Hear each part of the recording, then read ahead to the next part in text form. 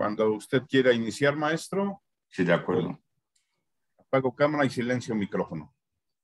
Muy bien. Pero aquí ando. Bien, entonces, lo que pasa es que quiero mostrar primero, antes de la, ¿cómo se dice? De la presentación, quiero recordarles algo con el ejemplar que tengo aquí del esqueleto del tiburón. ¿Sí? Entonces, debo darme a mí clic en mi imagen, ¿verdad? Pues sí, o compartir toda su pantalla y ya puede compartir lo que vaya a poner, maestro. Cuando comparto la pantalla no se achica todo, como para enseñarles algo. Por ejemplo. A ver, si quiere, ponga compartir únicamente la imagen y ya después ya. Pero, ahí está. No, pero esa es la ponencia. Pero para que estén viendo me estén viendo a mí. Ajá. Ah, no, para que lo vean a ustedes, entonces no comparta pantalla para que se vea en grande. Y Sí. ahí lo que hay que pedirle a los muchachos es que ellos, uno puede elegir cómo se ve la imagen. Ellos lo pueden. Ellos lo pueden poner la vista, entonces pueden poner, por ejemplo, vista del hablante y entonces el que esté hablando se ve la pantalla en grande.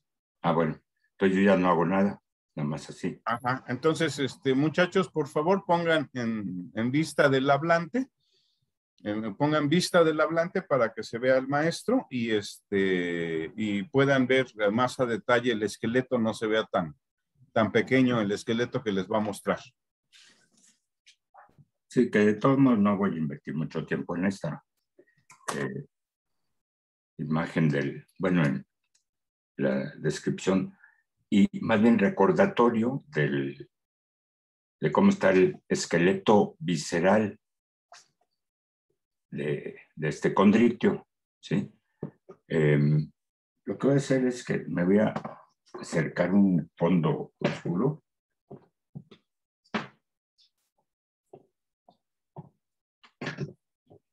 Es difícil estar manipulando al mismo tiempo varias cosas, ¿no?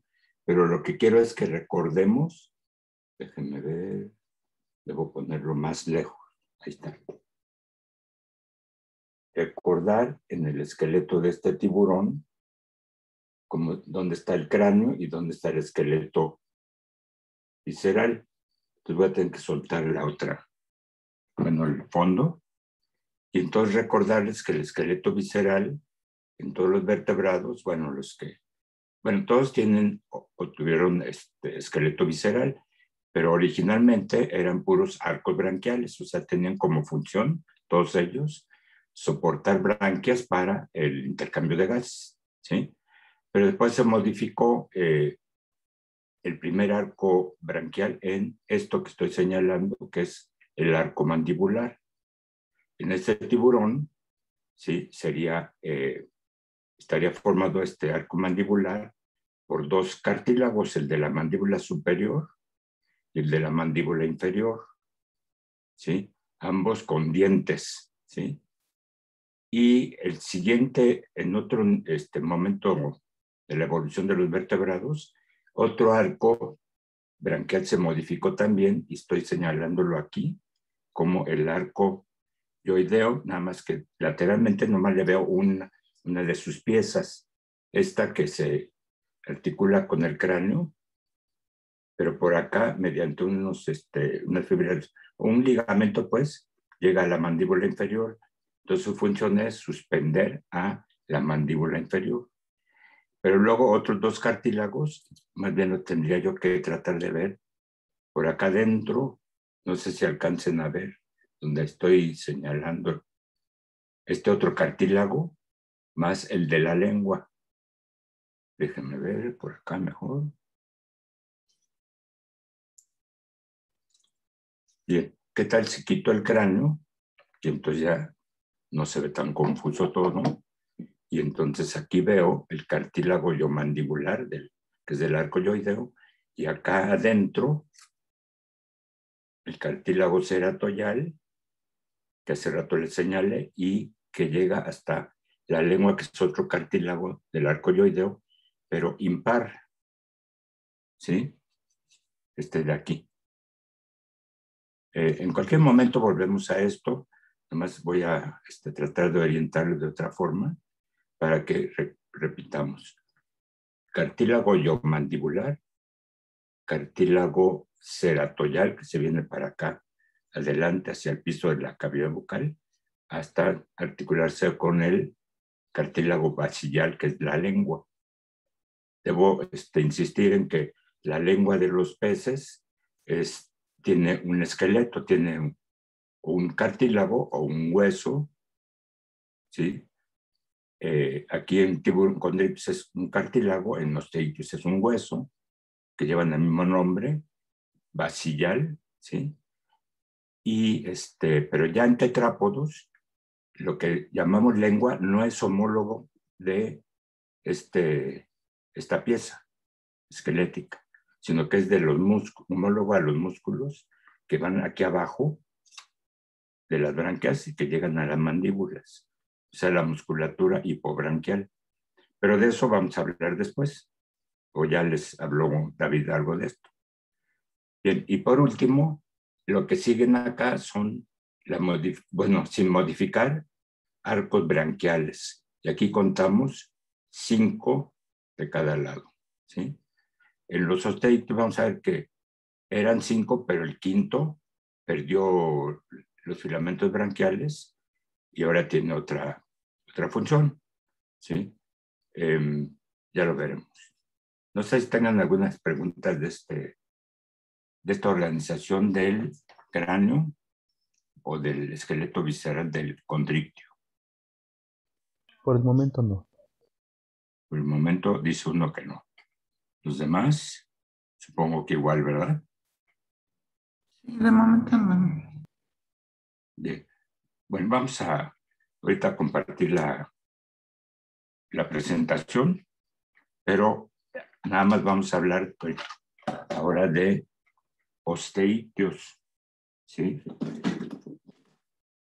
¿Les pareció complejo el esqueleto del tiburón?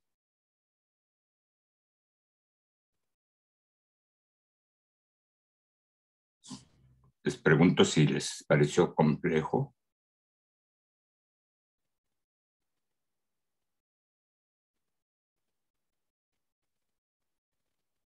No, al menos para mí no. A diferencia de los otros grupos, es un poco más sencillo.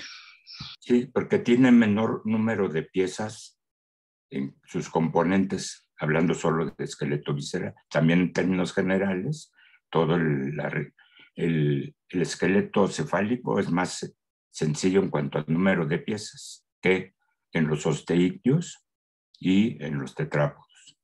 Entonces, ahorita que pasemos a Osteichthyos, vamos a ver que ahí, en ellos, sí es más complejo todo, ¿sí? Por lo menos de la parte esta esquelética, ¿sí? Bueno, entonces voy a compartir la imagen, ¿sí?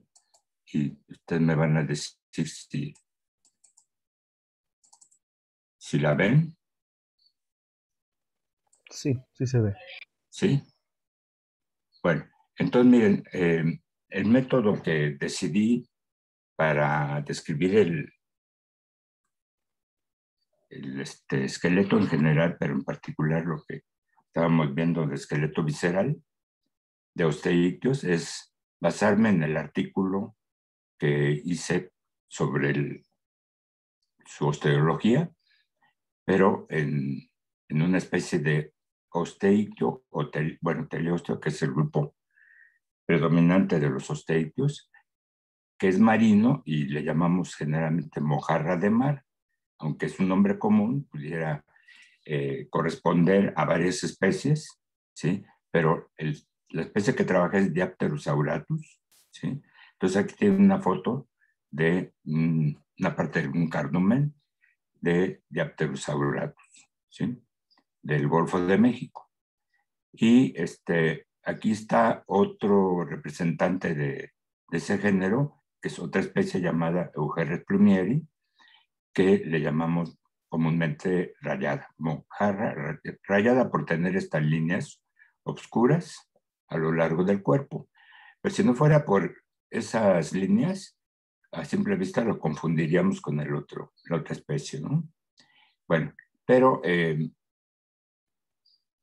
esta fotografía me permite recordarles que estamos ahorita estudiando algo de aquí, de la región cefálica, y es el esqueleto, el cráneo más lo que llamamos esqueleto visceral, ¿sí? Que son arco mandibular con algo de paladar, ¿sí?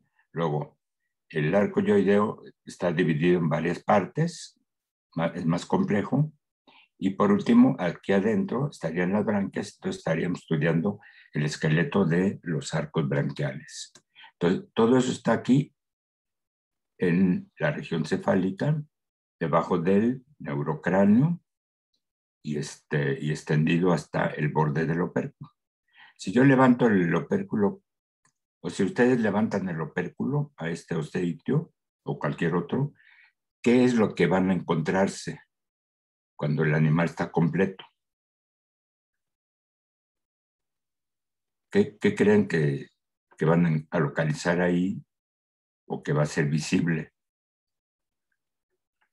Las branquias.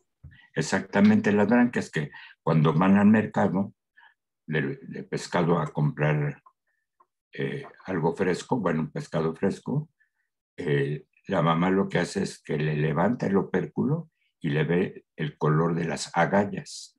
Agallas es un nombre común para las branquias, ¿sí? Entonces se deben ver más o menos rojas, ¿sí? Si ya están pálidas, o sea, menos coloradas, el pescado no está fresco, ¿sí? Entonces, no, mejor que no lo compre. Y también tiene que ver que el ojo esté turgente y no esté, digamos, como ligeramente sumido o medio arrugado. Tiene que estar turgente para indicar que sí está fresco, ¿sí? Y por otro lado, tiene que presionar aquí la piel o las paredes del cuerpo para que se sienta turgente y no aguado. Entonces, son 3 datos prácticos para seleccionar pescado fresco, ¿sí? Bueno, entonces, esta especie la pueden encontrar también en el mercado. También en el Pacífico hay otras especies que son parecidas a simple vista a estas dos que ya mencionamos, ¿no? Bueno, pero de esta misma, que es Eugeres plumieri, la mojarra rayada, aquí encontré una radiografía en que notamos parte del esqueleto. El hecho de tomar una radiografía de un vertebrado y ver ahí su esqueleto no garantiza que lo podamos ver bien. Sabemos en parte algunos huesos, porque por ejemplo aquí de la columna vertebral, sí veo aquí la mayor parte más o menos definida, aquí el complejo caudal, ¿sí? Pero acá en la parte anterior ya se enciman las imágenes, bueno, la silueta de varios huesos de la cintura sobre las primeras vértebras. Entonces ahí tengo un problema, ¿no? Sí veo el conjunto de costillas, ¿sí? Pero no sabemos aquí qué hay. Miren, aquí deben estar otras costillas más delgaditas, llamadas costillas dorsales o epipleurales, porque las que están aquí notables son las más grandes, que se orientan hacia abajo, que son las costillas pleurales o ventrales. Y también veo los soportes, todos estos huesos puntiagudos, los soportes de la aleta dorsal y los de la aleta anal, con este primer soporte muy grueso, ¿sí? Y entonces ahí no habría demasiado problema, y de todos modos no vemos los detalles de cómo está aquí el contacto entre estos pterigióforos dorsales con sus radios y espinas y los pterigióforos anales también. O sea, nos ayuda la radiografía, pero falta todavía, ¿no? Y aquí en la parte cefálica ya vemos la cintura escapular, ¿sí? Pero se me enciman muchos huesos, ¿sí? Creo que veo aquí el cleitrum y ya sé que por acá están escápula y coracoides, luego unos pequeñitos huesos, pero porque como ya conozco ese esqueleto, entonces sé que están por ahí, pero no están bien definidos en la foto, en la radiografía, ¿no? Y acá vemos el cráneo con la cresta supraoccipital característica de los osteiquios, ¿sí? Esta extensión de un hueso llamado supraoccipital es característico de los osteiquios, ¿sí? Y como es muy amplio, entonces los músculos que están por acá, el conjunto de músculos que llamamos axiales, formados por los miotomos, bueno, ese conjunto realmente empieza por acá arriba de la cabeza. Aquí empiezan esos miotomos, ¿sí? Bueno, ese fue un detalle que deben recordar para poder identificar de manera segura que se trate de un cráneo de un osteictio, ¿sí? Bueno, aquí hay otra cresta en este lado, se repite del otro, aquí hay otra, pero no está bien definido acá en esta vista lateral, ¿no? Veo también la órbita ocular donde está ubicado el ojo, es más, quedó un poco de su aspecto, o sea, aquí esto que se ve más oscuro, ¿sí? Bueno, viene a ser el fondo del ojo, o sea, donde está la retina, y la parte más blanca es que aquí está la pupila, pero un poquito más adentro está una esfera llamada, alguien sospecha cómo se llama esta esferita que está dentro del globo ocular. ¿Qué creen que sea? Porque inclusive a lo mejor recuerdan ustedes cuando prepararon o vieron preparar el pescado para cocinarlo. De aquí le sacan algo. Es más, a lo mejor ustedes piden en el restaurante el pescado frito y ya nada más el cocinero le había quitado las vísceras de esta cavidad, pero les dejó el ojo. Y aquí, ¿qué es lo que se encuentran?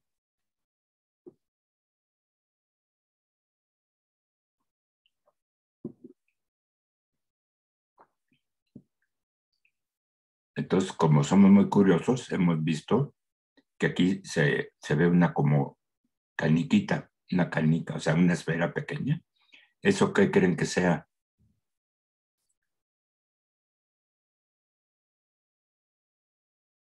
¿Tú nunca lo has visto, Claudia? No. ¿No? De ahora en adelante, que asómense a las pescaderías cuando no haya pandemia o a la cocina cuando alguien esté preparando el pescado, ¿no? Para que vean qué es lo que hay ahí. ¿Alguien más podría decirme si lo ha visto acá? O sea, estoy hablando de un órgano de los sentidos, que no se lo quitaron cuando prepararon este ejemplar para sacarle radiografía. Les debo adelantar una ¿No es cosa. el ojo? O sea, pero es parte del ojo, pero ¿cómo se llama esa partecita? Quiero que la conozcan antes de que lleguemos al tema de órganos de los sentidos. ¿Córnea o iris? Cristalino, ¿eh? Esto es el cristalino.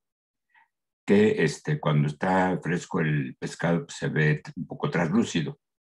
Y ya cuando está cocinado se pone opaco, blanco opaco, ¿sí? Porque se coagulan sus proteínas y todo eso, ¿no? Bueno, entonces, para eso es la caniquita, pero blanca. Entonces aquí, repito, está el ojo. Cuando ustedes quieran sacarle radiografía a un pez, deben quitarle el ojo o globo ocular, porque inclusive aquí tendríamos que ver dos huesecitos. Bueno, hay un problema técnico, luego se los explico, ¿no? Bueno, pero también tienen que quitarle las escamas, ¿sí? Porque si no, aquí en la radiografía saldría el conjunto de escamas o por lo menos ¿cómo les diré? Un aspecto ahí oscuro, si es que queda enfocada la columna vertebral. De todos modos, aquí el conjunto de escamas va a hacer que pierda definición la imagen de la columna y otros huesos, ¿no? Bueno, seguimos aquí con este esqueleto cefálico que implica el cráneo, una órbita ocular de cada lado, pero aquí hay otro espacio delimitado por este hueso que se asoma aquí, que se llama nasal, ¿sí? Ahora, lo que yo no sé, a lo mejor aquí le quitaron otro hueso y una serie que sigue por acá, que se llama la serie suborbital. No estoy seguro si se la quitaron, porque aquí se ve algo, pero yo pienso que sí se la quitaron, ¿no? Entonces sería el hueso lacrimal, y entonces entre el lacrimal, el hueso nasal y el hueso prefrontal, aquí hay un espacio. ¿Y qué órgano sensorial creen que se ubique ahí?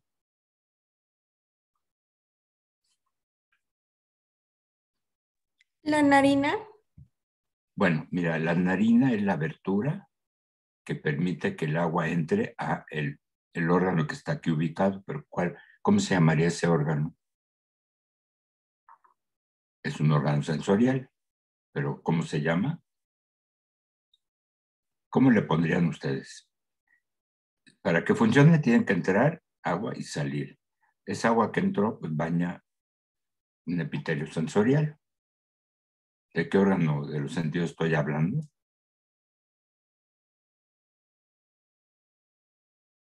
La nariz. Bueno, nariz es esto, mira. Esto que sobresale hacia adelante, como lo que tenemos nosotros, ¿sí? Pero no es el órgano propiamente de los sentidos, ¿no? Puede contener el órgano sensorial, pero es lo que quiero que me digan qué órgano sensorial estaría aquí.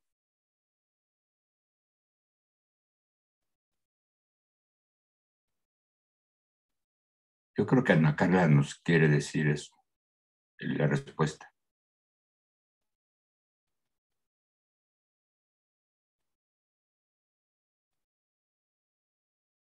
Fíjense, ya nos acercamos, hablamos de que aquí está el rostro o nariz, ¿sí?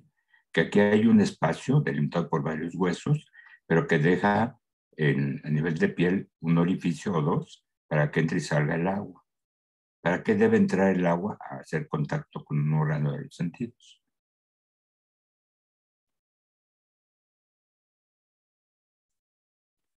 O sea, el órgano sensorial sería, a ver, ¿cuál tienen ustedes dentro de su nariz?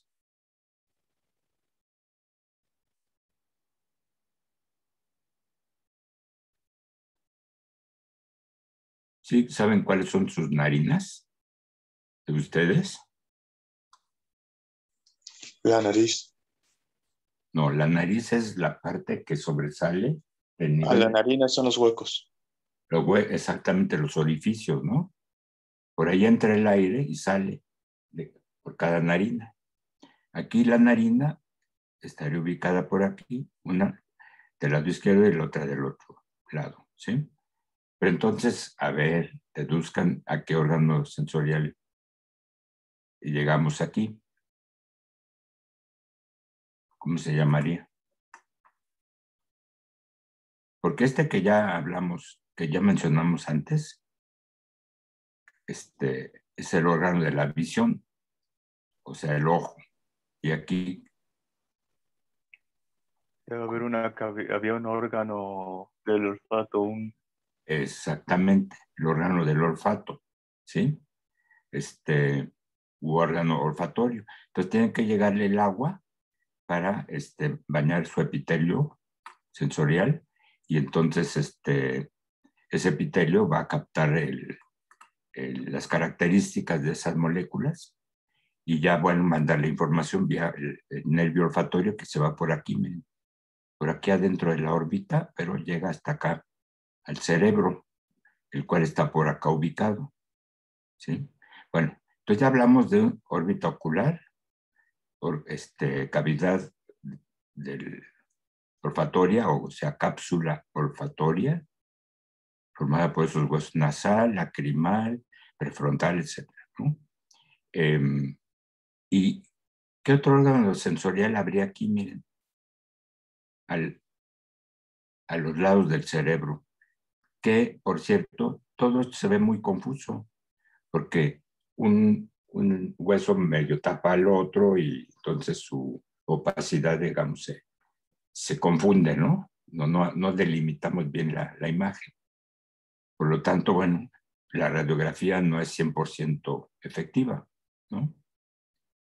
Porque entonces esto es lo que justifica que se tenga que hacer disección, ¿no? Es decir, que al ejemplar, bueno, si el objetivo de estudio es su esqueleto, ¿sí?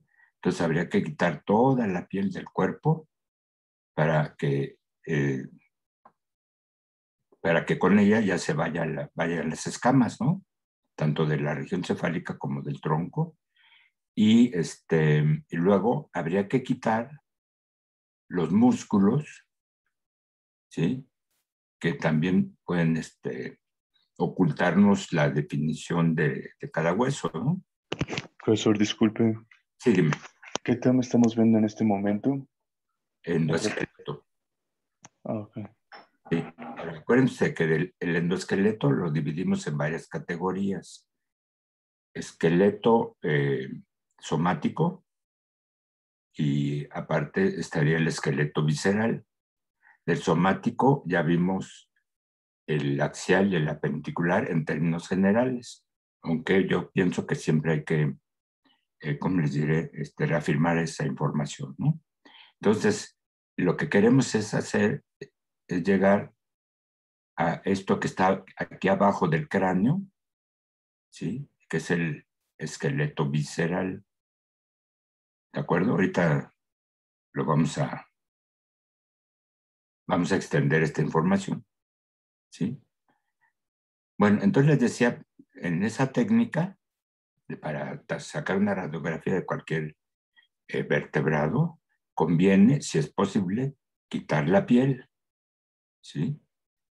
Y si es posible, quitar por lo menos lo grueso de los músculos, para que se definan mejor los huesos, ¿sí? Bueno, entonces, ¿qué creen que se ve aquí? Bueno, ya dijimos que aquí se ve la cintura escapular, que soporta la aleta pectoral de cada lado, pero aquí también está la cintura pélvica, que soporta la aleta pélvica, ¿sí? Aunque aquí se asoma la del lado derecho también, ¿sí? Bueno, entonces vamos a pasar a la siguiente diapositiva y lo que está señalándose ahí es que del esqueleto somático, aquí está uno de sus componentes, que es el esqueleto axial. El término viene de eje, ¿sí? La mayor parte del esqueleto axial es columna vertebral, pero también en el eje esquelético está el cráneo. Esta flecha señala, digamos, el cráneo, que sería esto que estoy delimitando, ¿sí? Llega acá y luego me tengo que seguir por aquí abajo, más o menos por aquí, hacia adelante, para incluir también aquí el hueso nasal, y el lacrimal, etc. Bueno, entonces esto es esqueleto somático, ¿sí? Con cráneo y columna vertebral. Luego, el otro componente del esqueleto somático, o sea, como ya vimos el axial, ahora vemos el apendicular, que es la cintura escapular o pectoral y la cintura pélvica. La pectoral, que soporta las aletas pectorales, que aquí vemos una, la del lado izquierdo, la otra no la alcanzamos a ver, y del esqueleto, bueno, de las aletas pélvicas, sí vemos aquí la izquierda, que se quedó un poco, ¿cómo les diré?, plegada, pero la de la derecha quedó extendida, por eso la vemos bien, ¿sí? Entonces esto es esqueleto apendicular. Luego, después de eso, ya nos ponemos a estudiar. Profesor, Sí, dime. pero entonces, ¿qué parte es el esqueleto que está en esa de la aleta anal? Tampoco es apendicular, no es tampoco cintura pélvica. Perdón, mira, me regreso acá porque tienes razón. Yo estuve describiendo, bueno, indicando dónde está la cintura escapular con las aletas, bueno, las dos cinturas, izquierda y derecha, con las aletas pectorales izquierda y derecha. Y luego aquí la cintura pélvica izquierda con la aleta pélvica izquierda. Bueno, y se asoma un poco la derecha. Todo se repite de ambos lados, ¿no? Y eso es esqueleto apendicular, pero del pareado, o sea, la parte que se repite de un lado y del otro. Y aparte, como apéndices también, pues están estos apéndices impares como esto. ¿Cómo le llamarías a esta aleta? Aleta anal, ¿no? No, no, esa sería esta de acá abajo, ¿sí? Entonces sería aleta, Ah, la de arriba, aleta dorsal. sí, aleta dorsal, que pudiera estar dividida en dos, ¿no? Una aleta dorsal anterior y otra dorsal posterior, pero en esta familia de osteictios, no quedó una interrupción del espacio, entonces se ve como una sola. Bueno, y como ya vimos, esta sería la aleta anal, que no quiero que se confundan, pero así como hay estos soportes de aletas, que son delgaditos, ¿sí? En ellos, bueno, en muchos osteictios, el primer soporte es muy grueso, ¿eh? Aquí se ve muy grueso, y no solo soporta un elemento, sino dos, en este caso son dos espinas, una pequeña Profesor, y otra muy grande, ¿no? Pudiera haber una tercera por acá, en alguna especie, a lo mejor es... usted está Bueno, teniendo problemas para ver su cursor. O sea, no sé si los demás, pero a mí se me está trabando la imagen. Por es, eso es que luego mencioné lo de ah, el lado opuesto. sí, aquí el cursor se ve como una cruz. No, sí, lo veo, solo que se me estaba trabando la imagen Ay, sí, perdón, por el internet. sí. Bueno, de todos modos vamos a insistir en todo lo que, digamos, tengan impreciso o se les haya olvidado todo eso, podemos insistir en ver otras imágenes o repetirlas, ¿no? Bueno, entonces es la aleta dorsal y aquí en la anal les decía yo que este primer soporte de aleta se ve que soporta una espina pequeña también y una muy grande, ¿sí? Y ya bueno, para los demás radios o espinas de aquí, hay un elemento de soporte por un radio o una espina. Y aprovecho para hablar de esta otra aleta impar, que es la caudal, que está soportada por un conjunto de huesos planos aquí, que llamamos complejo caudal, y que este complejo caudal evolutivamente resulta de la modificación de las últimas vértebras, ¿sí? Tiene unos cambios así un poquito drásticos en cuanto a la forma, ¿no? Entonces quedan unos huesos aplanados, pero son varios, ¿eh? Porque hay unos por acá, otros un poquito más acá, luego aquí otros más amplios, pero que se fusionan entre sí unos con otros, y aquí hay otro. Por eso mejor le llamamos al conjunto complejo caudal, que es el que soporta a la aleta caudal. ¿Me podrían recordar, en el caso de los condritios, como el tiburón, cuál es el soporte esquelético de la aleta caudal?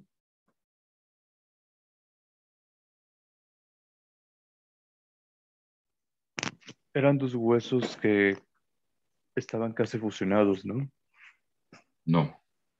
Bueno, en primer lugar, no lleva huesos, ¿no? Serían cartílagos.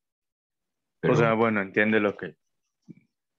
O sea, sí, de ahora en adelante deben procurar mencionar en los osteictios huesos, que además también hay alguno que otro cartílago, ¿no?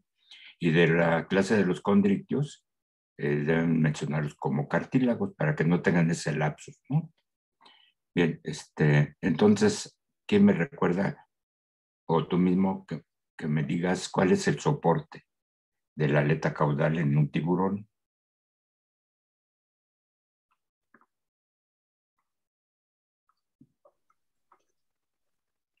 honestamente no recuerdo entonces bien, profesor. Me O va a sea, acordar. Las que sé que están es hasta enfrente, ¿no? ¿Cuál es? Perdón, Las que están hasta enfrente. ¿cómo? Ajá, del tiburón, las que mueven. A ver, déjame acercar el esqueleto.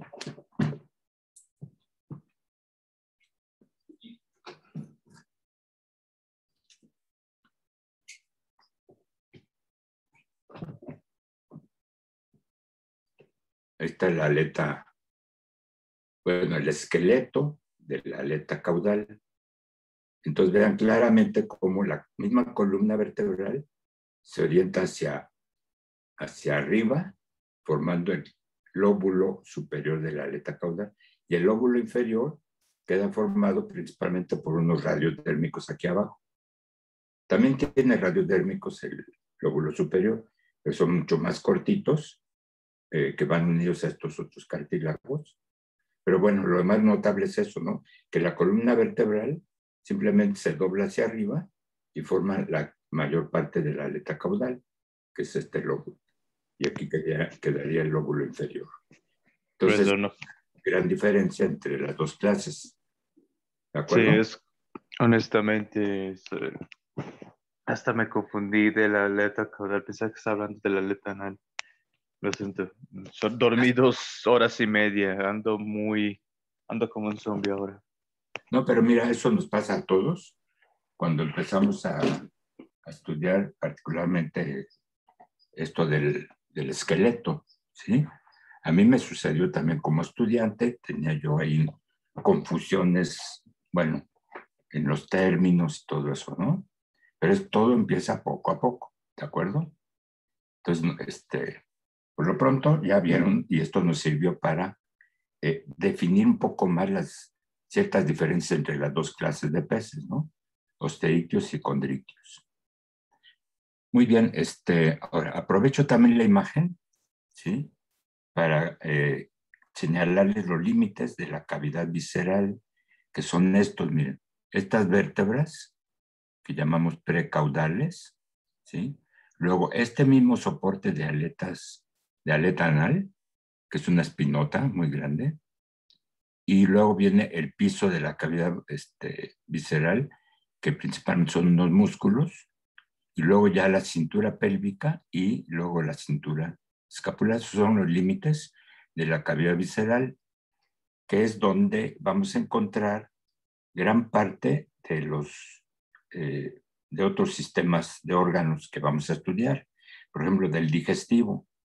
El sistema digestivo va a estar formado por cavidad bucal, que estaría más o menos aquí así. Bueno, más hasta acá. Desde la punta de aquí de las mandíbulas está como por acá.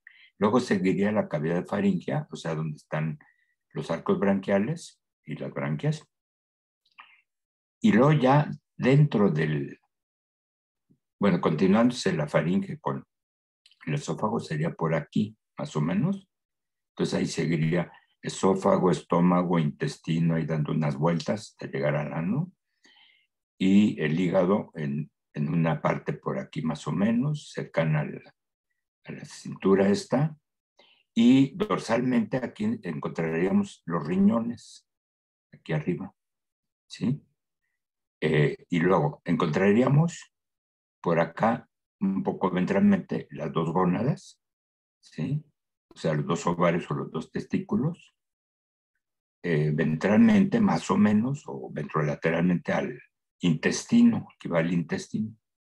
Es decir, de los varios otros sistemas que vamos a estudiar, su mayor parte está dentro de la cavidad visceral, ¿sí?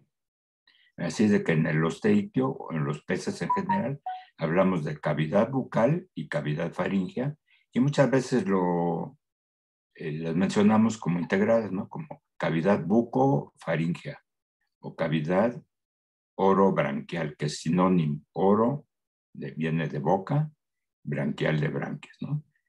Y yo me quedé con el término bucofaríngea, ¿sí?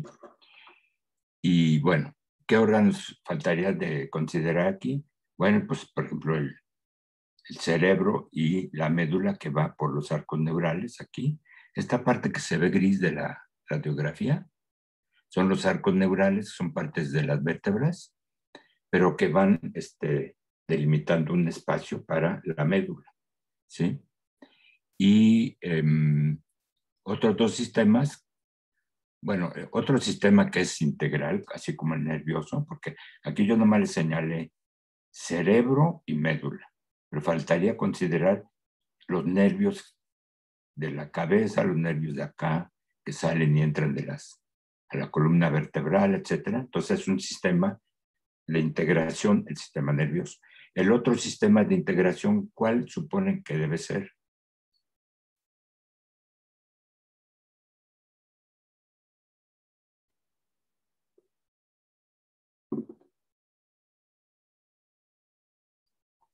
O sea, un sistema que tenga que ver a su vez con todo el resto del cuerpo del vertebrado, ya sea esqueleto, músculos, vísceras, qué sé yo. ¿Podrían repetirse la pregunta? Disculpen. Sí, ¿cuál sería otro sistema de integración que no hemos mencionado? Uno ya lo mencionamos, que es el sistema nervioso, ¿sí? Porque tiene que ver con todas las partes del cuerpo y con el exterior. Pero nos falta otro que es de integración también. ¿Sistema inmune? Bueno, en parte porque incluiría glándulas endocrinas que están en diferentes partes del cuerpo, pero no es así uniformemente repartido, como quien dice, ¿no? O sea, hay varias glándulas por aquí abajo de las branquias o aquí en el mismo cerebro, otras por acá con el páncreas, etcétera, etcétera, ¿no? Pero hay otro que tiene que ver con todos los componentes. ¿Sistema circulatorio? Exactamente, el sistema circulatorio. Entonces, el circulatorio implica una bomba que es el corazón y un conjunto de vasos sanguíneos por donde corre la sangre, ¿no? Entonces, quiero señalarles en dónde está ubicado el corazón. Aquí ya vimos la cintura escapular, ¿sí? Y aquí les mencioné que están los arcos branquiales, o sea, los soportes de las branquias, ¿no? En este espacio que está por aquí estaría el corazón, es decir, esto sería la cavidad pericárdica, ¿sí? Así es de que aproveché esta radiografía para ubicar ciertos componentes de la anatomía del osteícteo, ¿sí? Y bueno, ya verán ustedes que a base de estar mencionando durante el desarrollo de un tema, de estar mencionando partes de otro sistema, todo lo van a integrar muy bien mentalmente, ¿no? Entonces ahora, después de haber señalado que aquí está el esqueleto apendicular, en otra radiografía, bueno, en la misma radiografía, les estoy indicando qué es lo que, dónde está lo que ya les había dicho de esqueleto visceral, ¿sí? No vayan a confundir este término de esqueleto visceral con vísceras de las que estamos acostumbrados a ver aquí dentro de esta cavidad celómica, ¿no? Se refiere a el esqueleto de las mandíbulas, el paladar, la suspensión de la mandíbula, el esqueleto de las branquias, etcétera, ¿sí?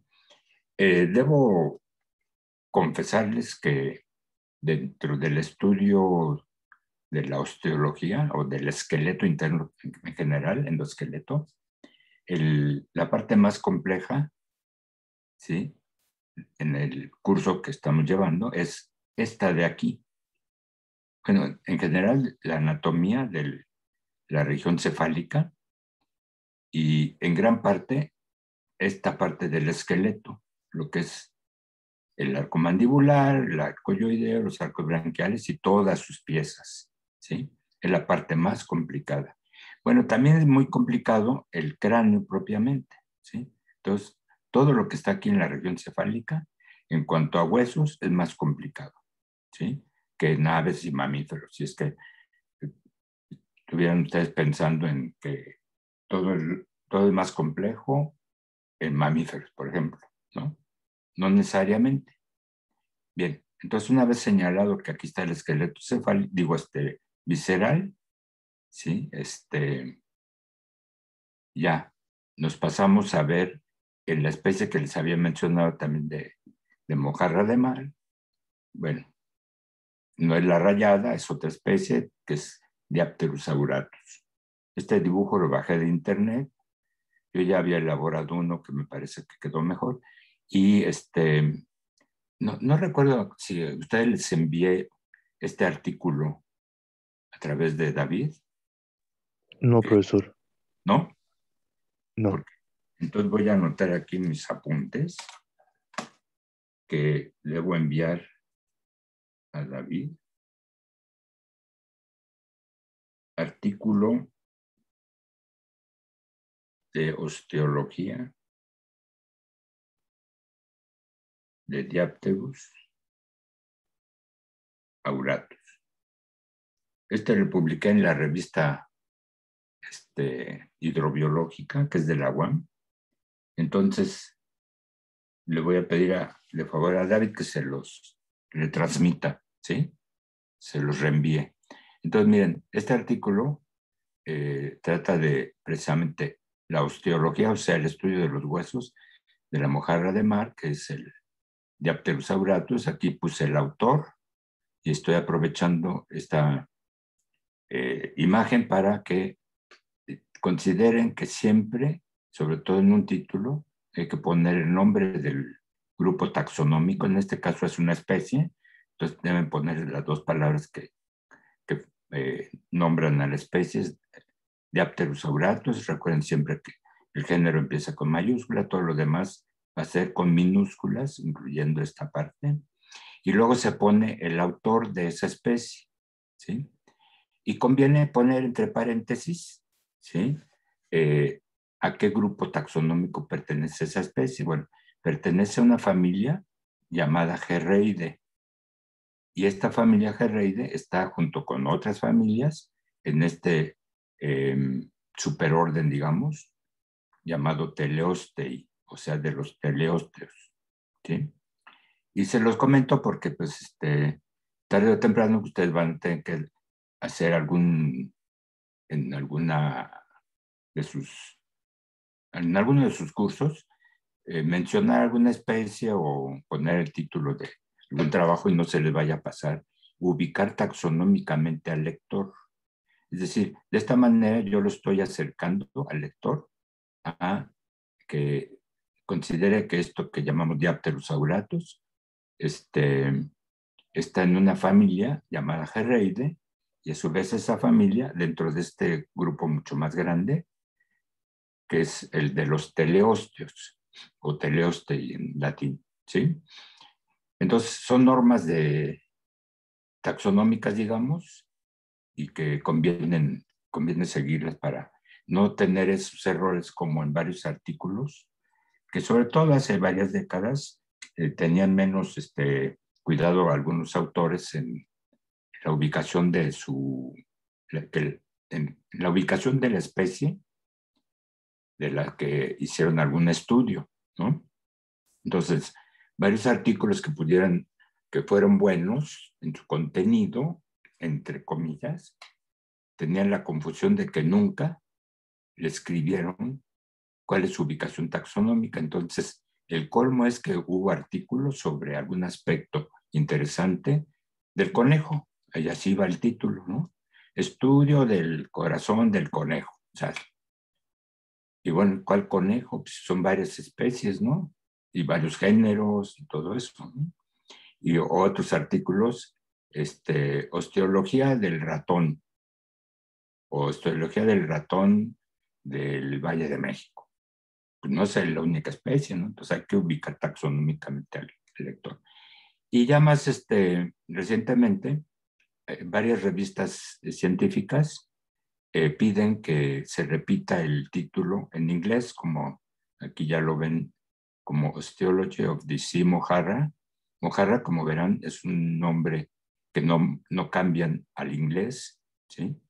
Y ahí está, todo lo demás es lo mismo porque es la ubicación taxonómica, ¿no?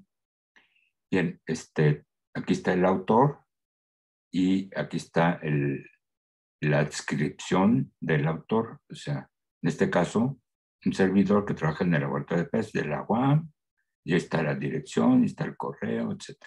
Bien, luego, bueno, no tengo aquí el artículo completo, se lo voy a mandar, lo tengo ahí por separado, pero de ese artículo lo que hice es que retomé varias imágenes, ¿sí? Para que ya no salga tanto texto, ahorita no podemos estar leyendo el texto, y que empiecen, o digamos, ya empezaron hace rato, ¿no? Pero que vayan conociendo poco a poco la organización osteológica de un osteictio. Suena redundante, pero osteología es el estudio de los huesos, ¿no? ¿Alguien podría decirme cómo se llamaría el estudio de los cartílagos? Por ejemplo, si yo presentara un artículo sobre el esqueleto interno o endoesqueleto del tiburón Rhizopriodon telenove que tengo aquí, ¿sí? ¿Cómo podría poner en lugar de esqueleto cartilaginoso o de endoesqueleto? ¿Cómo le pondríamos? Así que fuera equivalente a osteología. ¿Cómo sería en cuanto a los condrictios? ¿Condrología? Exactamente. Condrología del tiburón tal, ¿verdad? O de la raya tal. Condrología. ¿Sí? Bueno, entonces aquí es osteología. Y vemos en esta imagen de la región cefálica de la mojarra de mar, de Apterosauratus, pues miren, lo que resalta luego es la cresta supraoccipital, que está formada por este hueso del mismo nombre, ¿sí? Claro, en esta familia, esta cresta es mucho más alta que quizá en la mayoría de las familias de los osteictios, ¿sí? Y hay otras crestas formadas por otros huesos, como aquí, esta de aquí, esta de acá, ¿sí?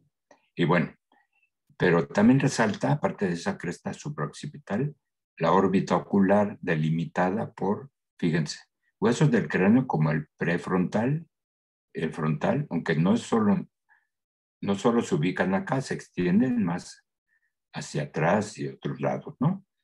Y bueno, entonces ahí está el prefrontal, el frontal, y por aquí ya no pude señalar bien otro hueso, que me lo están tapando un poco acá, que se llama esfenótico. Bueno, pero también contribuyen a delimitar la órbita por aquí externamente, esta serie de pequeños huesos, ¿sí? Pero que el más anterior es mucho más amplio, ¿sí? Y contribuye a formar, junto con el nasal y el frontal y el etmoides que está por acá adentro, este espacio que ya dijimos que constituye la cápsula olfatoria, ¿sí? Entonces, sobre todo cuando lleguemos al tema del sistema nervioso, vamos a estar hablando de cápsulas olfatorias, cápsulas ópticas que generalmente están dentro del mismo ojo, no están integradas al resto del cráneo, y vamos a hablar de cápsulas ópticas o auditivas, que aquí vean ustedes lo complicado que son esas cápsulas auditivas u ópticas, ¿sí? Aunque me está tapando en parte este hueso y el opercular también, ¿no? Pero bueno, ven aquí una serie de crestas, formas irregulares de huesos, etcétera. Bueno, son parte de la cápsula que contiene al oído interno, ¿sí? Cápsula óptica o auditiva, ¿sí? Y bueno, y entre las dos cápsulas auditivas, principalmente vamos a encontrar allá adentro un espacio que es el que contiene al cerebro o encéfalo, ¿sí? Bien, ahora, vemos hacia abajo del cráneo y sus cápsulas, o sea, olfatoria, óptica, o su órbita ocular, digamos, donde está el globo ocular, el cual contiene su propia cápsula óptica, y la cápsula óptica, bueno, hacia abajo, todo esto es esqueleto visceral. Aquí, desde aquí, miren, todo esto, y para atrás, hasta acá, hasta los bordes del opérculo, todo esto de acá abajo. O sea, es bastante complejo, ¿sí? Entonces lo tenemos que ir estudiando poco a poco, ¿sí? Repito, en esta sesión yo quiero darles una idea de cómo es en una sola especie el esqueleto en general y en particular el esqueleto visceral. Y ya después podríamos estar hablando en términos generales dentro de cada clase de vertebrados, de cómo es el esqueleto visceral, que tiene ¿cómo les diría? Cambios morfológicos, evolutivos, sumamente interesantes, porque implican no solo cambiar la forma por relaciones articulares de algún hueso, sino también cambiar su función, ¿sí? Entonces, va a ser emocionante, pero más adelante. Bueno, por lo pronto, miren, quiero darles una idea. El esqueleto visceral implica aquí las dos mandíbulas, superior e inferior. Todo lo que diga, bueno, la mayor parte de los nombres, ustedes tienen que considerar que corresponden a un lado, pero que está repetido del otro lado, aunque sí hay huesos impares, ¿no? Y entonces, por ejemplo, ya sabemos que hay dos premaxilares, dos maxilares, dos dentarios, etcétera, etcétera. Pero de otros huesos que son impares, por ejemplo el parasfenoides, es uno solo, es impar. Igual el vómer, que aquí no se alcanza a ver porque me lo tapan, y el vacío occipital, sí, pero la mayoría sí van repetidos en ambos lados, ¿no? Bueno, decía yo que comprende los huesos de la mandíbula superior, que son premaxilar y maxilar, y los huesos de la mandíbula inferior. Pero vean ustedes que aquí está la mandíbula inferior, formada por varios huesos, ¿sí?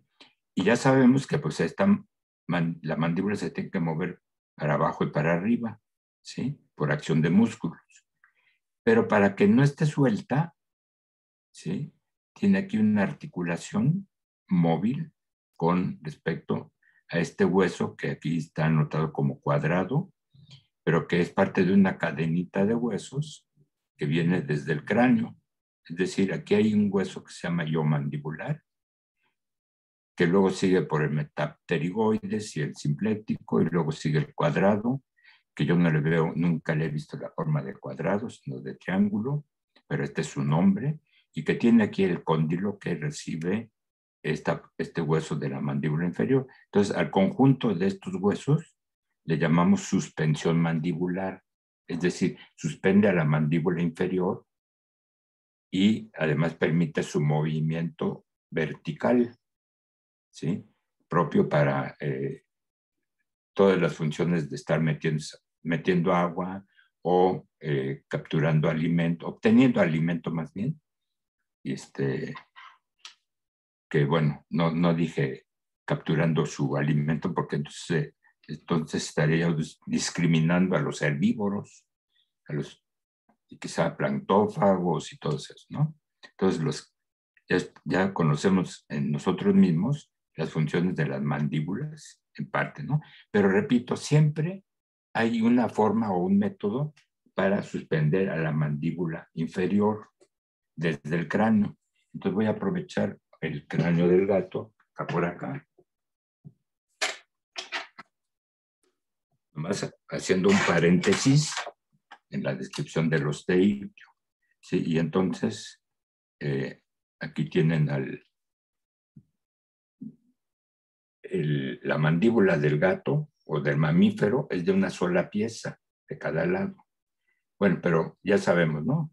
Tiene que hacer este movimiento vertical principalmente, ¿no? Aunque ya los mamíferos tienen otros movimientos laterales que vamos a estudiar después, ¿sí? Aparte del vertical, se combina con movimientos horizontales, ¿no? Y bueno, el caso es de que ahí está la mandíbula inferior y vean ustedes que tiene un cóndilo. Aquí pequeñito que apenas estoy, pues esta punta es el cóndilo, que se articula con parte de este hueso, que es el llamado temporal. Entonces, eso es la suspensión mandibular del mamífero, ¿sí? Pero fíjense que estoy hablando de hueso dentario y hueso temporal, ¿sí? En este reptil voy a poner también la mandíbula inferior articulada. A ver si la puedo sostener porque aquí se requieren 3 manos por lo menos, ¿no?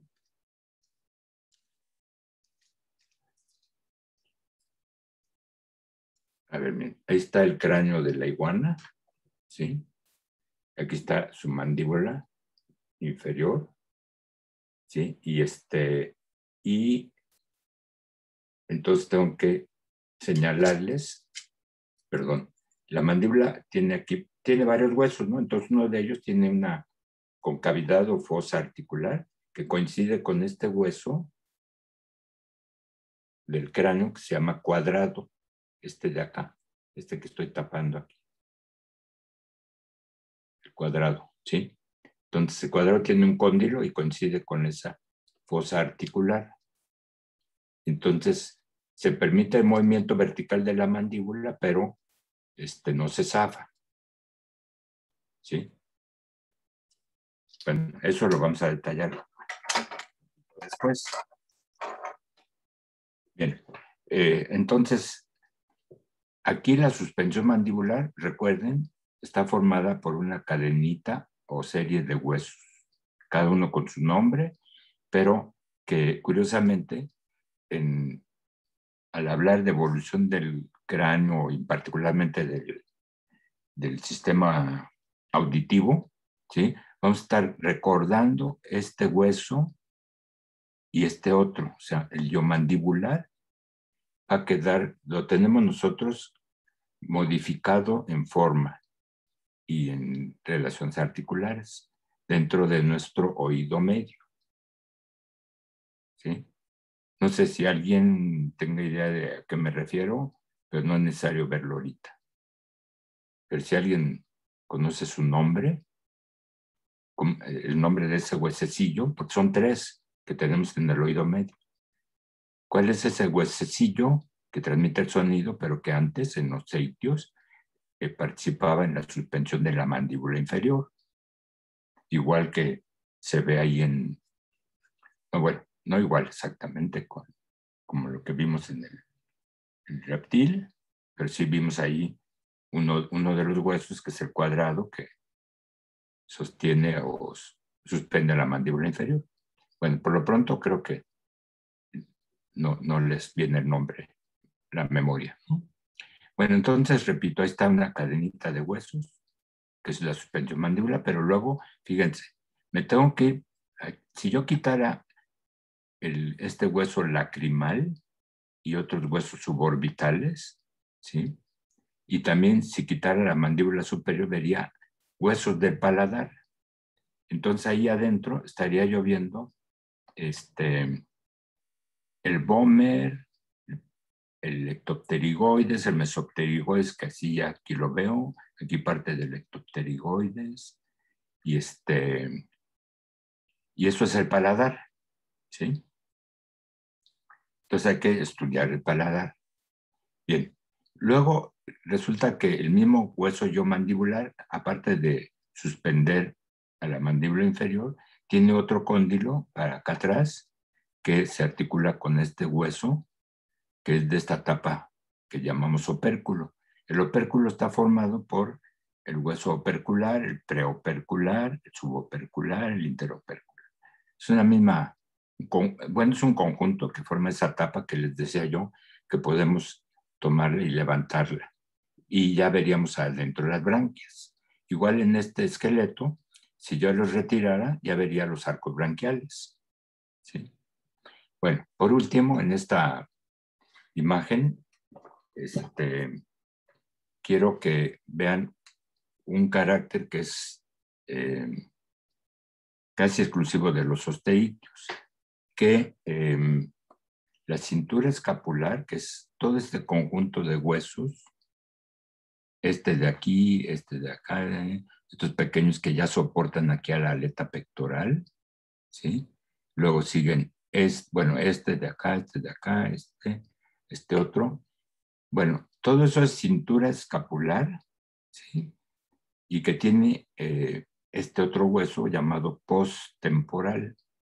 Este hueso se articula con el cráneo. Aquí ven ustedes cómo toca a este otro hueso del cráneo y por acá toca a otro hueso, ¿sí?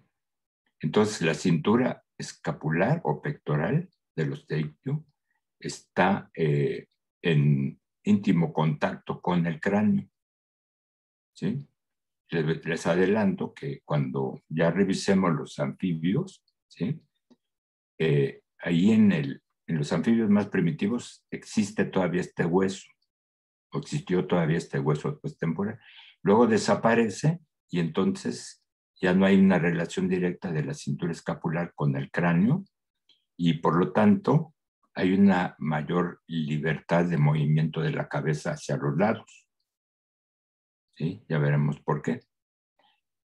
Y además estamos viendo, en contraste con la cintura escapular, que son varios huesos, vemos que la cintura pélvica es muy pequeña, está formada de un solo hueso y aquí estaría soportada la aleta pectoral. También les debo comentar que este osteictio, que es la mojarra, bueno, todo este grupo de osteictios son los que llamamos osteictios superiores, ¿no? Pero en un nivel un poco más inferior encontraríamos osteictios en que todo esto que es la cintura, este hueso que es la cintura pélvica está mucho más atrás. Por lo tanto, las dos aletas pélvicas las vamos a ver en una sardina mucho más atrás que en esta mojarra. En esta mojarra ya se adelantó la cintura pélvica hacia adelante y hasta toca aquí a la otra cintura. Y entonces la aleta pélvica sí está muy adelante, casi al nivel de la pectoral, ¿no? En cambio, en una sardina, una anchoa, o sea, esos osteictios inferiores, la cintura pélvica y su aleta estaría muy atrás. Bueno, total que todo estos aspectos contribuyen a ver que el esqueleto del osteictio en su región cefálica es muy complicado, ¿sí? Bueno, vamos a ver que me regreso a la anterior. Imaginen ustedes que ya le retiro a este ejemplar todos estos huesos que, por ejemplo, el nasal, los circumorbitales, estos de acá que están más superficiales, le desarticulo la cintura escapular, la suspensión mandibular y por lo tanto el paladar, todo eso se lo separo, incluyendo el opérculo e incluyendo los arcos branquiales que están allá adentro y no hemos visto. Bueno, el chiste es que quiero aislar lo que llamamos propiamente neurocráneo, ¿sí? Y entonces esto es lo que voy a encontrar. Ven ustedes que ahí está la cresta supraoccipital muy grande y hay otras crestas que les mencioné hace rato y hay muchos relieves aquí en la cápsula óptica. Aquí está parte de la órbita ocular. Digo parte porque ya le quité el lacrimal y los otros huesecitos suborbitales. Le dejé el nasal porque sí conviene, aunque se separa fácilmente del resto, se supone que es parte del neurocráneo. Y aquí veo los huesos que son impares y que están en el paladar. Por ejemplo, el vómer, el parasfenoides, que se sigue hacia acá atrás, hasta acá, mira. ¿Sí? Hay también este otro hueso que es impar, basiosfenoides, que contribuye a formar un tabique entre las dos órbitas oculares. Y aparte del etmoides, que es impar, y del vómer, que aquí no, bueno, que está aquí, perdón. O sea, como impares son etmoides, vómer, ¿dónde está el cursor? Parasfenoides, supraoccipital, que contribuye a formar esta cresta. Todos los demás huesos están pareados, o sea, hay izquierdos y derechos. ¿Sí me explico? Bueno, ahora, si me voy más hasta atrás, y debo encontrar mi propio cursor, aquí está. Estos dos huesos, este es el exoccipital izquierdo, del otro lado está el derecho, pero se ponen en contacto por esta parte dorsal, ¿no? Entre ellos dos. Aparte, encontraría yo el basioccipital, que es impar, también se me olvidó decirles que es impar. Bueno, entonces, entre ellos, o sea, exoccipitales y basioccipital, aquí hay un espacio que que no se aprecia bien. Pero en vista posterior del cráneo vemos que ese es el foramen magnum, por donde entra la médula, ¿sí? Aquí no tengo, por desgracia, una imagen. No se me ocurre poner una imagen en la vista posterior. Hagan de cuenta que estamos viendo también la vista posterior de esta iguana, ¿sí? Y entonces ahí vemos o ubicamos el foramen magnum. Estaría aquí, ¿sí? Entonces aquí vemos el hueso basioccipital, aquí abajo.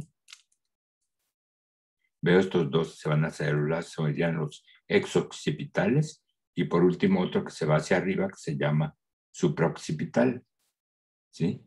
Entonces esos 4 huesos en este tetrápodo, ¿sí?, delimitan el foramen magnum.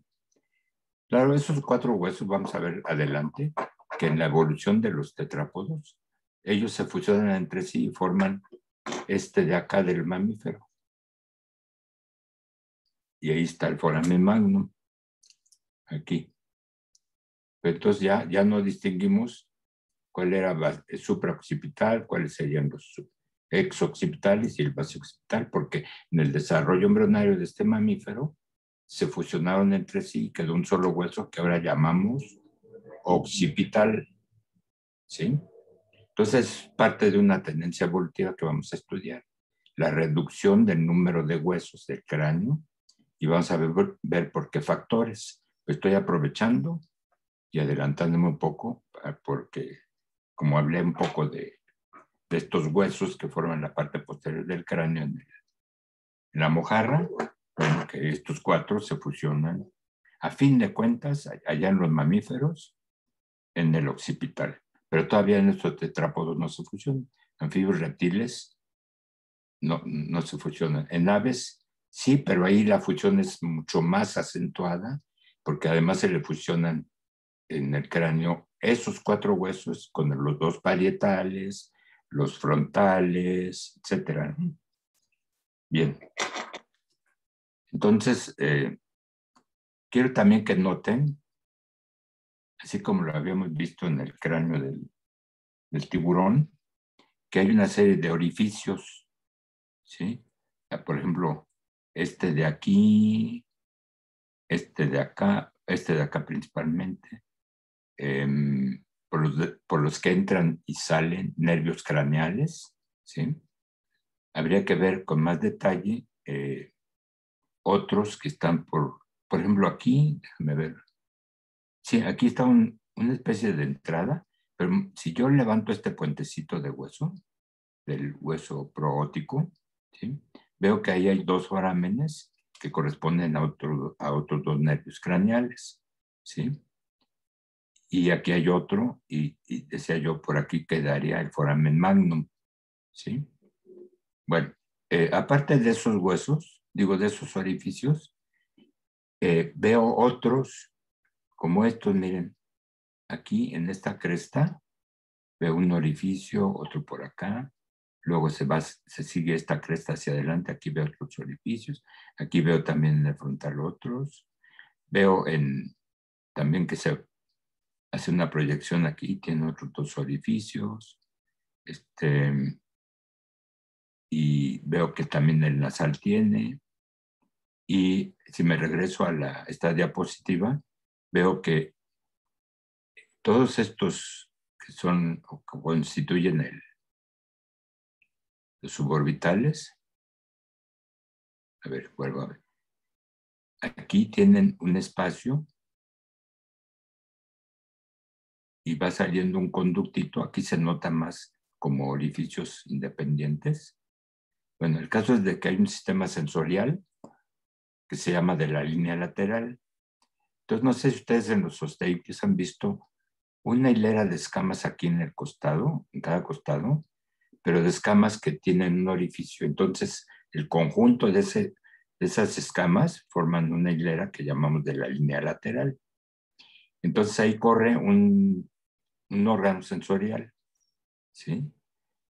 Pero ahí es sencillo, en cambio se continúa ¿sí? Porque llega aquí y hace contacto con el posttemporal, ¿sí? Y luego se sigue hacia adelante, bueno, hacia varias partes del mismo temporal, pero aquí hay una rama que entra acá, este hueso, y luego se divide en esta rama que se va para el dorso de la cabeza, otra rama que se va hacia adelante, pero aquí este otro hueso hace que se ramifique y se baje por este hueso de aquí, se siga por la mandíbula inferior, ¿sí? Y el que va por acá pone en contacto con estos que rodean por el borde la órbita ocular, ¿sí? Y bueno, y por aquí van por este heterótico, epiótico, etcétera, frontal y demás, se siguen por el nasal. Y todo eso que les estoy señalando son orificios o espacios por los cuales entra el agua a un conjunto de células sensoriales a todo lo largo, tanto en la línea lateral, que les señalé por acá, como en todos estos huesos que tienen estos orificios, ¿sí? Entonces es un órgano de los sentidos llamado de la línea lateral, que solo existe en las clases de peces y en el estado larvario de los anfibios, y se llama sistema sensorial de la línea lateral. Así es de que la presencia de esos orificios nos hace todavía más complicado el aspecto aquí del neurocráneo en este caso, ¿sí? Bueno, repito, por aquí estaría el órgano del olfato, aunque nada más estoy viendo, bueno, más bien veo varios huesos que delimitan la cápsula olfatoria, que es el nasal, el prefrontal, el etmoides, que aquí se asoma un poco, pero ya había yo quitado aquí el lacrimal. Entonces, entre todos estos huesos delimitan un espacio que llamamos, bueno, todos estos huesos constituyen la cápsula olfatoria. Y el espacio es la cavidad olfatoria, donde está el órgano del olfato. Y el agua entra por uno o dos orificios que están por aquí así, en este espacio, ¿sí? Bueno, ahora, la órbita ocular está constituida por el prefrontal, el frontal y el esfenótico, ¿sí? Pero eso es formando como el techo y parte de la parte anterior y posterior de la órbita ocular, ¿no? Y digamos, en parte para formar un tabique interorbitario, está este hueso llamado basiosfenoides, que es aplanado lateralmente. Igual esta parte del parasfenoides está aplanada lateralmente. Y aquí en este espacio nada más queda una membrana fibrosa que separa esta órbita ocular izquierda de la órbita ocular derecha, ¿sí? Bien, y ya habíamos comentado que en este conjunto de huesos tan irregulares, ahí adentro vamos a encontrar el oído interno, que es, cuando hagan disección de eso, vamos a ver que es bastante delicado, pero se ve muy, muy bonito, porque tiene unos arcos, tiene unas vesículas, ¿sí? Llenas de un líquido llamado endolinfa, y es importante verlo, ¿no? Por lo menos que podamos ver, bueno, que ustedes puedan ver ya en las últimas sesiones alguna disección que yo haga previamente del oído interno para por lo menos enseñárselas por acá, si es que no tenemos oportunidad de tener esas disecciones allá en el laboratorio, en uno de los, bueno, el laboratorio que nos asignaron con nuestro horario, allá en la UAM. Todavía está por verse si podemos hacer alguna que otra sesión.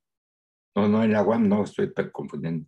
Allá en la facultad, creo que todavía no podemos hacer ese tipo de actividad, pero se los voy a enseñar desde aquí. Como verán, mentalmente estoy confundiendo Facultad de Ciencias con UAM Iztapalapa, ¿no? Pero bueno, disculpen. Entonces, esto que llamamos los ictiólogos neurocráneo, ¿sí? Que incluye cápsulas sensoriales, el cerebro o encéfalo, etcétera. repito, nosotros le llamamos neurocráneo. Algunos otros autores le llaman caja craneana, pero pues realmente como caja solo esta parte que está por aquí, entre las dos cápsulas ópticas, ¿sí? Ahí es donde encontramos que los hemisferios cerebrales, los lóbulos ópticos, el cerebelo, el bulbo, la hipófisis, etcétera, etcétera. Todo eso está en este espacio delimitado como caja craneana, ¿sí? Bueno, ¿alguna pregunta de esta vista?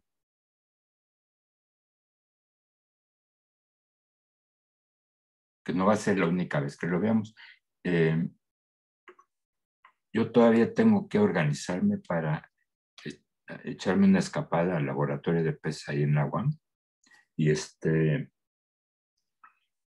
y traerme el esqueleto de un osteictio, ¿sí? Como el pargo, ¿sí? Para que aquí estemos viendo al igual que hicimos con el tiburón, ¿sí? Algo más objetivo, ¿sí? Pero bueno, sí lo vamos a hacer. Miren, ahora, si yo quiero ver nada más la mandíbula, bueno, pues las tengo que desarticular del resto del cráneo. O sea, aquí bueno, aquí ya estaban desarticuladas, perdón, me regreso aquí. Aquí no las veo completas, veo parte de la mandíbula superior y luego la mandíbula inferior, ¿sí? Pero entonces aquí ya lo tengo separado. Entonces vemos que está formado la mandíbula superior por el premaxilar y el maxilar. Pero aquí viene otra complejidad, otra complicación. En la evolución de los osteictios, sí estaba el premaxilar adelante y el maxilar atrás del premaxilar. Pero en ese proceso de evolución se encima el maxilar en el premaxilar para participar en un movimiento complejo que implica o tiene como resultado que se proyecte la mandíbula superior hacia adelante. Es decir, que la mandíbula superior en los osteictios, superior sobre todo, es retráctil, sale y entra. Es de los vertebrados que sacan más la mandíbula superior, ¿sí? Y la mandíbula inferior no sobresale mucho, ¿sí? Pero esta, la superior, sí es bastante retráctil.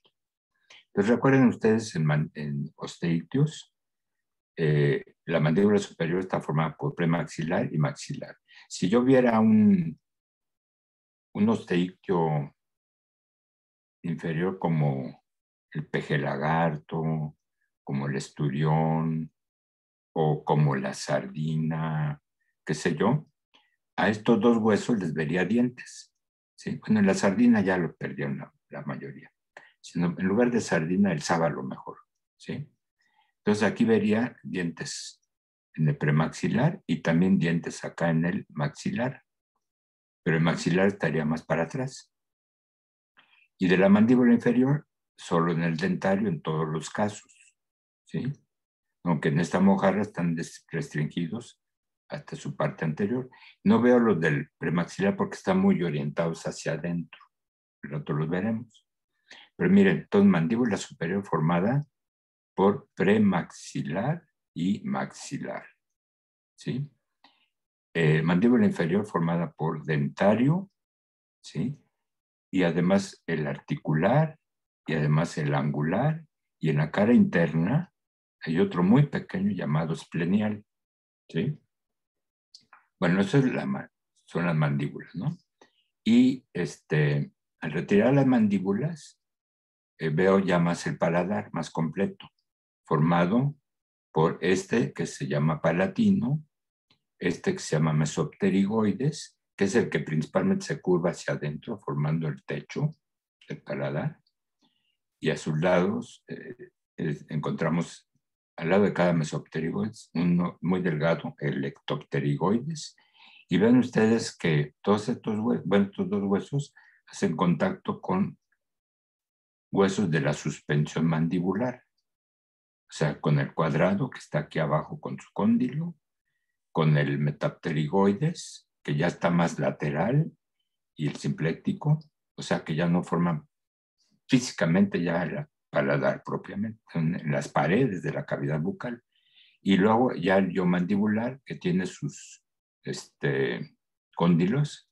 Aquí está un cóndilo que se articula con un hueso del cráneo. Aquí está otro que se articula con otro hueso del cráneo. Y por último, este otro que está más hacia atrás, que se articula con el hueso opercular. Entonces, este hueso, ¿sí?, es de gran importancia funcional porque suspende, como ustedes verán aquí, a la mandíbula inferior, ¿sí?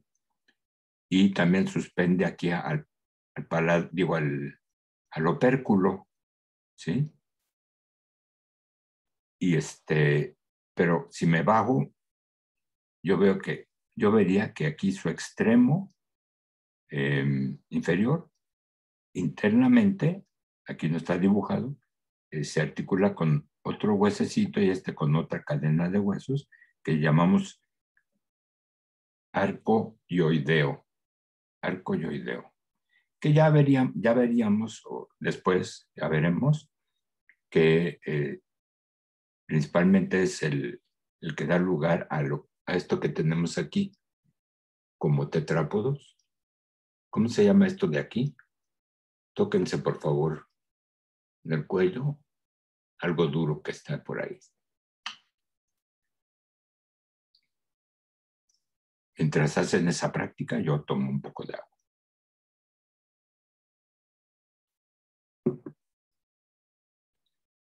¿Sí ya lo hicieron? Sí. A ver, díganme, ¿cómo le llamamos comúnmente a esa parte de nuestro cuerpo? Aquí en el cuello. ¿La tráquea? Tráquea está un poco más abajo, ¿sí? Pero más hacia arriba y que sobresale, ¿qué sería?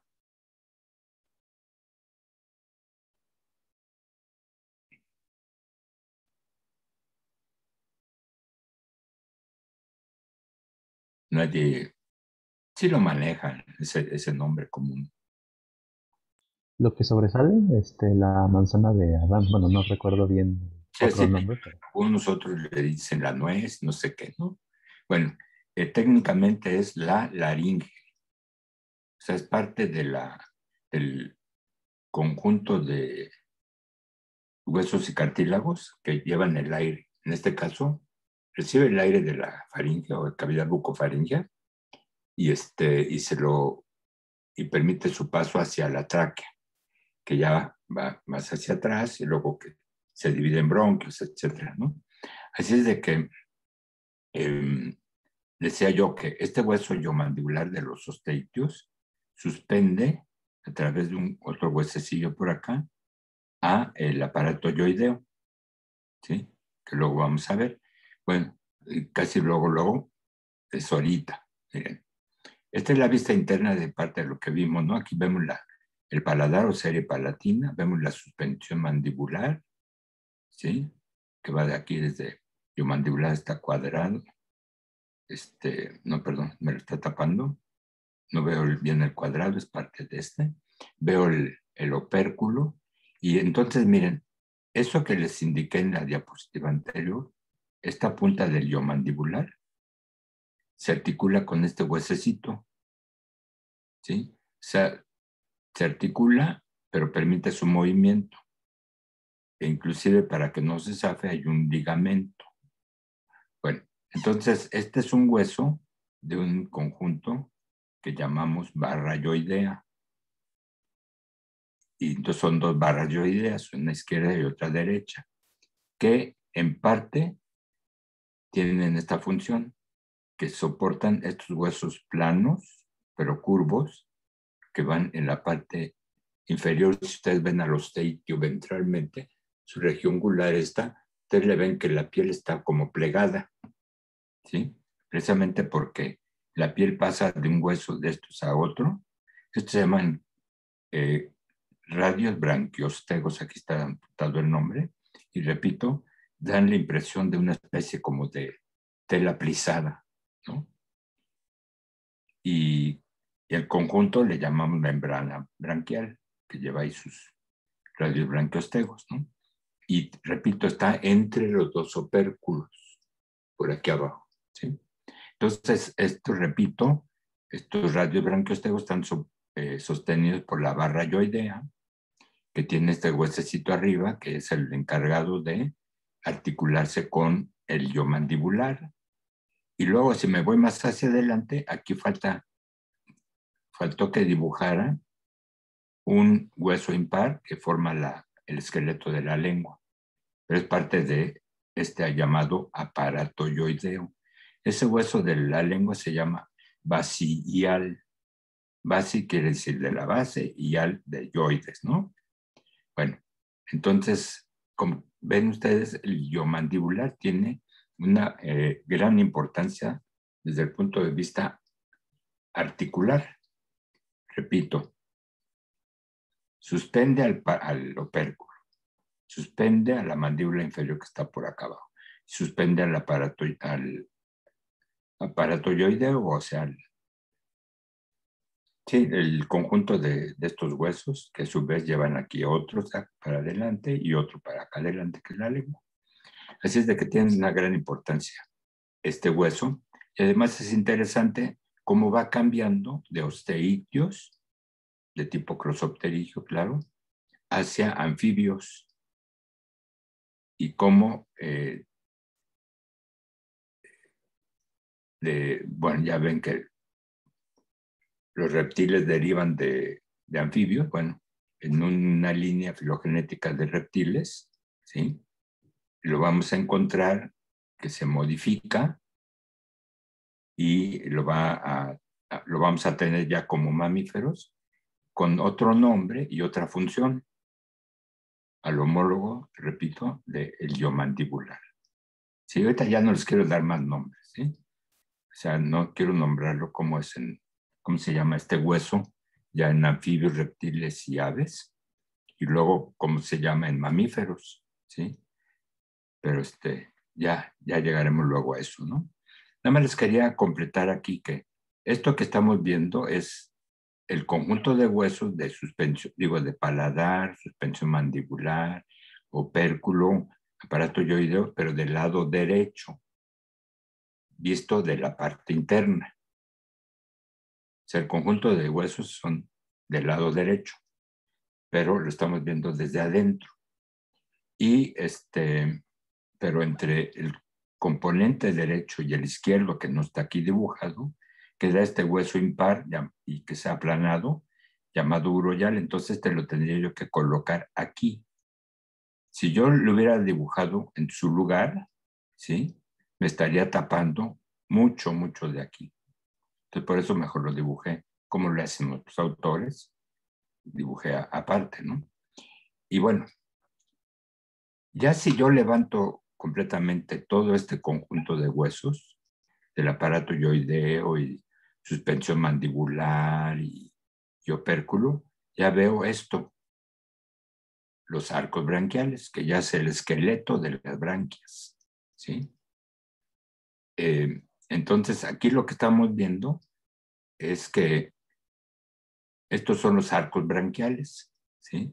Este conjunto de huesos, de acá, más este largo de acá, el que sigue aquí, este conjunto le llamamos arco branquial y sostiene a un conjunto de filamentos muy capilarizados, que ya es propiamente la parte respiratoria o de intercambio de gases de esta branquia. Es decir, una branquia está formada por el arco branquial correspondiente y sus correspondientes filamentos branquiales, principalmente, ¿no? Claro, todo esto implica que, bueno, estando aquí el corazón, aquí atrás, del corazón sale una arteria con sangre venosa y al llegar por acá más o menos se va a ramificar en pares de arterias que entran a las 4 branquias del lado izquierdo y las 4 branquias del lado derecho por un surco que tendría yo que remarcar aquí, miren, por ejemplo en de acá. Estas son las partes superiores de aquí. Aquí estaría el surco, miren, ¿sí? Pero como estoy en vista lateral no se ve muy bien. Ya lo veremos aquí en del esqueleto que traiga del agua, ¿no? Entonces, repito, estos son los arcos branquiales. Son 5, pero el quinto ya no lleva branquias. Y entonces se queda aquí con un hueso, ¿sí? Inferior, pero otros huesecitos me lo están tapando estas ramas superiores de los otros arcos del 1 al 4. Entonces el quinto es el que ya no lleva branquias, ¿sí? Bien, entonces ahora, acá en este dibujo de acá es de vista dorsal. Entonces veo que es el arco branquial número 1, con su rama inferior y su rama superior. Es esto de acá. Aquí está su rama inferior, aquí está su rama superior. Y así se va repitiendo en el número 2, el 3, el 4, ¿no? Y el quinto ya había comentado que ya no lleva filamentos branquiales y se le queda como rama inferior este hueso, que sí lleva dientes por acá en la parte, digamos, dorsal, y que se articula dorsalmente con estos 2 huesos. No son 3 huesecitos, pero no le remarqué aquí la división entre 2. 1, 2, 3. Entonces está este de aquí, este de acá, y aquí, esta línea que se ve aquí, no me la deja ver este otro. O sea, sí está bien dibujado, nada más que serían 1, 2, grande, y 3. ¿Sí? Entonces, ese es un carácter de los osteikios. La reducción del número de arcos branquiales, más bien, se conserva el número de arcos branquiales, que son 5, pero se reduce el número de branquias, que son 4 de cada lado. ¿Sí? Y vean ustedes qué parte del arco yoideo es este hueso, que aquí yo le puse mal el nombre, dice glosoial, y glosoial es un cartílago que está aquí antes. Y el mero hueso se llama basial, que aquí está dibujado en vista dorsal. ¿Sí? Este de acá. Entonces, glosoial lo debemos cambiar por hipoial. Lo malo es que los árbitros que revisaron mi manuscrito cuando lo sometí a la revista hidrobiológica fueron descuidados en cuanto a que no revisaron bien todos los nombres. Cierto que es mi responsabilidad como autor, pero ellos tienen que corregir errores del autor o de los autores, ¿no? Entonces, pues no lo hicieron y ya ni modo, quedó con ciertos errores en mi artículo. Pero de todos modos, ya en otros artículos ya le puse basial, aunque sean de otra especie, ¿no? Bueno, pero que sí sean osteikios. Y ya nada más para terminar, si yo le hago aquí un corte transversal al conjunto de arcos branquiales, aquí los voy a ver, miren, aquí el número 1 con su surco, el 2, el 3 y el 4. ¿Sí? Entonces, en este espacio donde está el número, es donde corre la arteria branquial aferente, que lleva la sangre, que luego se va a pasar a los capilares que forman los filamentos branquiales que les dije que están acá. ¿Sí? Que al pasar el agua entre las branquias se va a hacer el intercambio de gases ahí, ¿no? Y bueno, pero en este dibujo no le puse estas espinas que llevan los osteikios, tanto en la rama superior como en la rama inferior. Y esas espinas de carácter cartilaginoso pueden llevar dientes. Entonces, que dibujé aquí como una línea, son dientes muy delgados, igual en esta parte de acá, pero luego hay 2 terminales muy largos, bueno, más largos.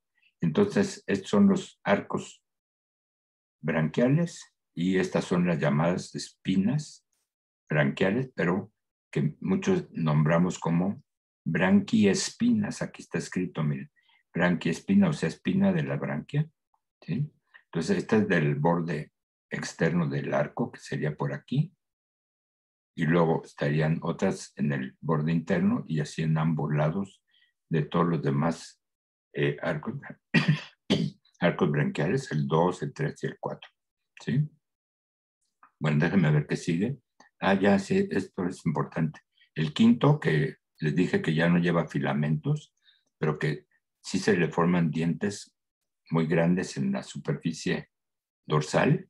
Bueno, pues aquí ya estamos viendo esa superficie dorsal del quinto arco branquial. Y entonces estamos viendo que esta especie tiene en esa parte, en ese hueso faríngeo inferior, ahora le llamamos así, tiene dientes molariformes, o sea, similares a una muela, ¿sí? Pero estos, cuando se acerca el faríngeo inferior al faríngeo superior, o los faringios superiores son estos, ¿sí? Chocan con ellos y fraccionan un poco el alimento que está pasando por ahí. Pero aquí estos tienen una forma cónica con una punta, ¿sí? Sin embargo, repito, estos huesos que están en la parte superior coinciden con este que está en la parte inferior. Entonces, esto sucede acá, miren, por acá. El alimento va pasando por acá. Cavidad bucal, cavidad faríngea, que es grande, ¿sí? Y luego ya por acá atrás estaría el esófago, ¿sí? Entonces, cuando el alimento pasa entre el componente ventral y el componente dorsal del quinto arco, ahí sufre un cierto fraccionamiento, ¿sí? Esta mojarra se alimenta en gran parte de detritus.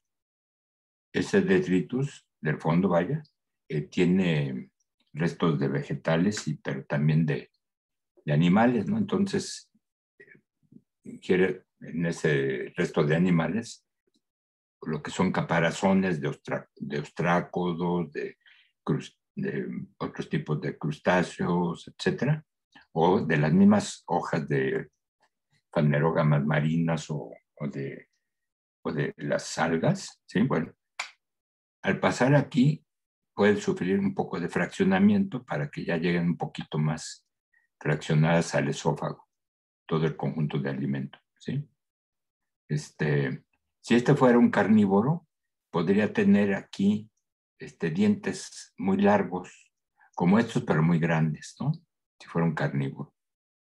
Y si fuera un detritívoro típico, hasta estos de aquí estarían muy aplanados, ¿no? Bueno, aquí tienen el dibujo de una branquiespina, que además lleva dientes, y aquí de otra, ¿no? Y aquí están, si fueran el corte del hueso faríngeo superior, de aquí, se verían sus cúspides agudas, y aquí están del faríngeo inferior, ¿sí? Sin embargo, el corte fue, digamos, por aquí así. En esta parte, estos huesos, estos dientes serían más robustos, más amplios, y sin esta cúspide serían casi como muelitas, ¿no? Bueno, ¿alguna pregunta sobre lo que hemos visto del osteitio? Que como ven, o como han sentido, sí es más complicado su esqueleto interno que el de los condrictios. Y además es más complicado, en cierta forma, que el de los tetrápodos, por todo lo que encontramos aquí en la región cefálica, ¿sí? Preguntas sobre el endoesqueleto de este representante de los osteitios.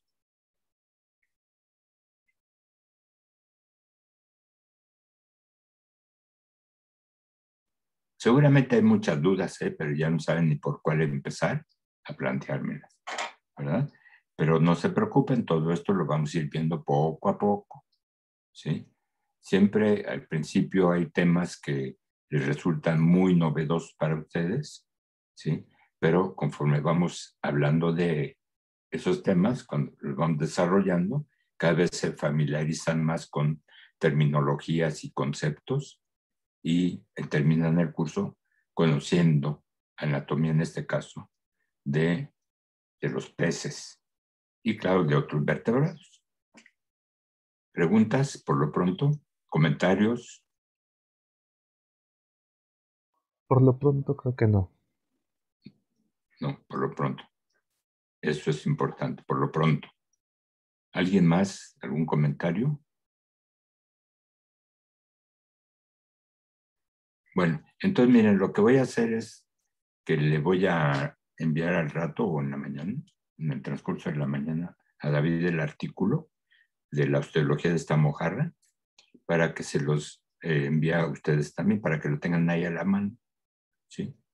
Y que sirva como el apunte de parte del tema del endoesqueleto, ¿sí?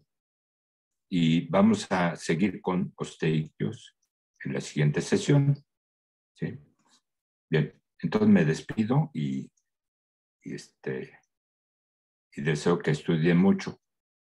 Bueno, pero también que descansen, coman y demás. Bien, nos vemos. Entonces Sí, ya profe. me voy a cerrar la presentación, ¿sí? Y pues me despido. No utilizamos las tres horas porque no es muy didáctico, no es muy conveniente, porque ya si seguimos hablando van ustedes a sentir demasiada información y conceptos difíciles de captar y demás. Mejor desde el punto de vista didáctico, una sesión de teoría no puede ser de más de 2 horas, ¿sí? Ahora, si yo ya traigo un esqueleto de osteictios y a ver qué más puedo traerme de tetrápodos, ¿sí? Entonces quizá a lo mejor llenemos las 3 horas, ¿verdad? Pero todo será, digamos, bien calculado, de acuerdo que para que tengan una idea general de cada uno de los temas del programa, ¿sí? Un conocimiento general. Muy bien, entonces pues me despido de ustedes y nos vemos